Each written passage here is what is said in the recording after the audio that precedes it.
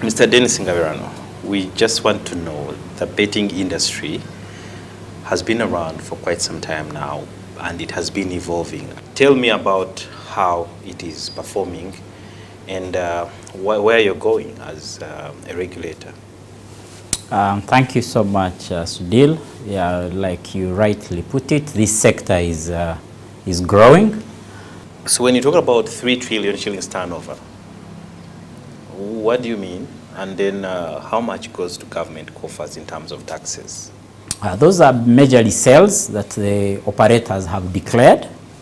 And what goes to government is we have 2 categories. We have what we've categorized as the betting and then gaming. So under betting is where we have our popular sports betting, virtual games, and there they pay 20% gaming tax and also 15% withholding tax on the winnings. So if I am a punter and I win, I stake and I win, we charge 15%.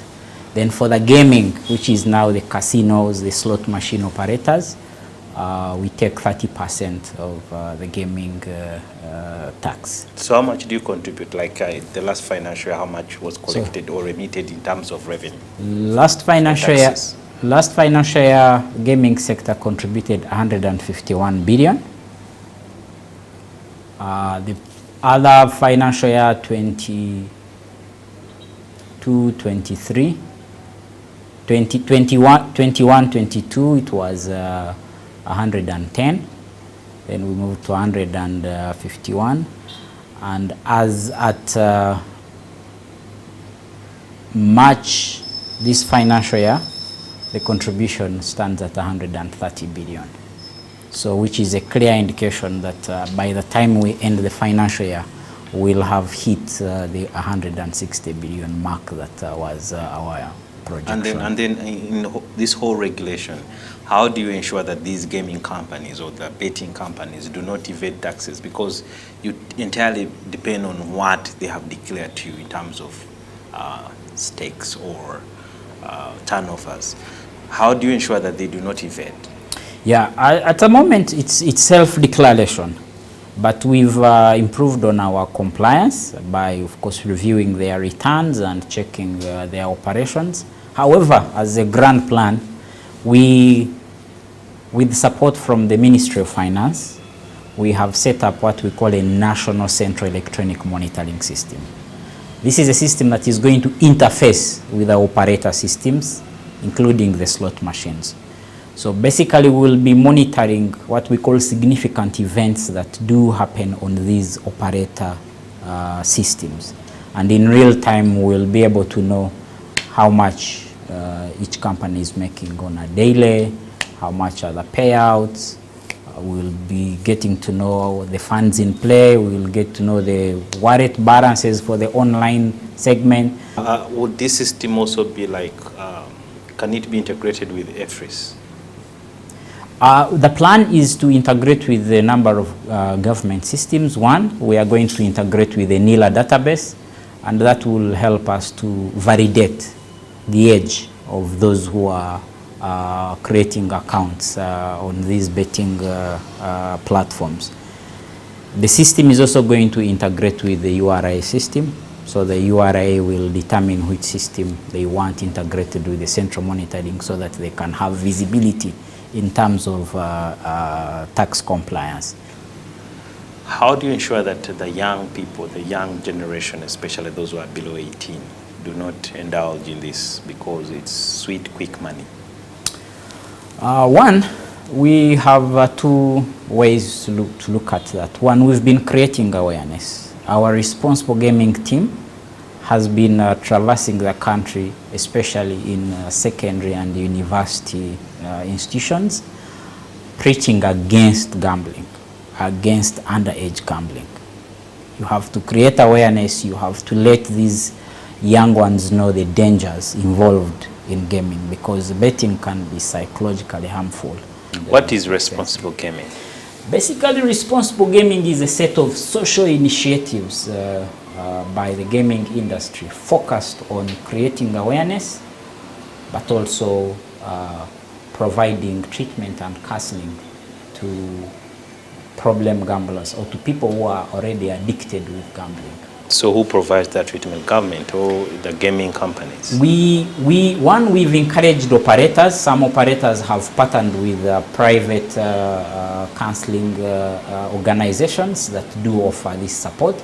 But as a regulator, first we've partnered with Butabika Hospital, where we are relying on their trained counselors. There are several companies that are online. How do you know that actually these guys are not the quacks? Yeah, we've had a challenge with, of course, the online space, but I am happy to tell you that with support from UCC and Airtel Money and MTN Money, we've been able to block 21 illegal online sites. So we have a team that checks the online space to basically check which companies are offering gambling. And then how do you resolve some of the conflicts, especially the people or disputes, where someone has won maybe 200 million shillings, then the gaming company believes that's too much, then they start the hide and seek game? We have a complaint handling guide here, and I can assure you that one, a punter cannot win and an operator plays games. The facts must be very clear. I can comfortably say that we've resolved about 95% of the complaints that we receive. And then when people have those grievances, where do they report? They must come to your board, or they can go to police? Yeah, we encourage them to start here because someone in Gulu, how does he start here? We have various means of communication. One, we have a complaints form on our website where you log in your complaint and it's received by the legal team here. We have a toll-free line. We have an email that we expose to the people, info@lgrb.u.ug, where we receive these complaints. The beauty is that all companies are headquartered here. What are some of the challenges that you continue to face as a regulator? One, of course, this sector is rapidly growing, and especially on the online space. And one is the staffing levels. At the moment, I have 40 staff, and it's been a bit of a challenge to run across the country because betting has spread across the country.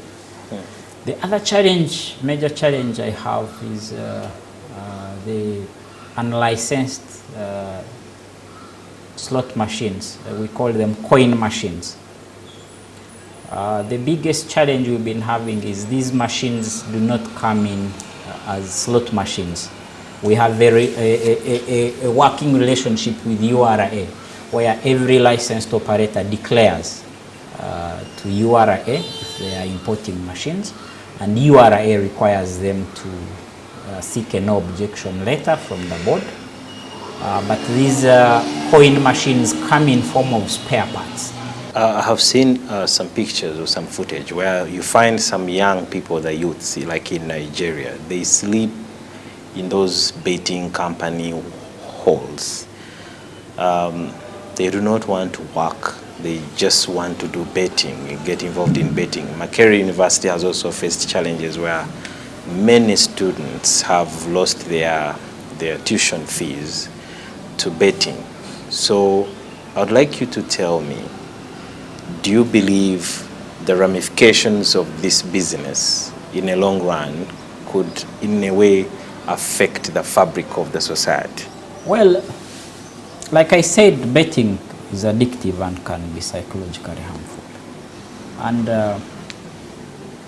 we've experienced what you just explained, and we have worked out mechanisms with operators to ensure that, one, when punters come into these shops, and place their bets, they ensure that they go out. And we've seen an improvement, especially with our licensed companies, which we time and again inspect to ensure that, one, they are not allowing in underage gaming, two, they are not showing movies and local channels that attract these people. Actually, in my analysis and what we are observing, the corporate world is betting more than the other youth that you see getting into these betting shops. That is a very, very small number. Is there a time under which someone should start and stop? Yeah, of course, online now, online there is no start and stop time, but for these land-based, the opening time is 10 a.m. as per the law, and closing time 4 a.m. All right, thank you so much for according us your time. Thank you, it's a pleasure, and I'd like to encourage the media to partner with us in creating responsible gaming awareness messages.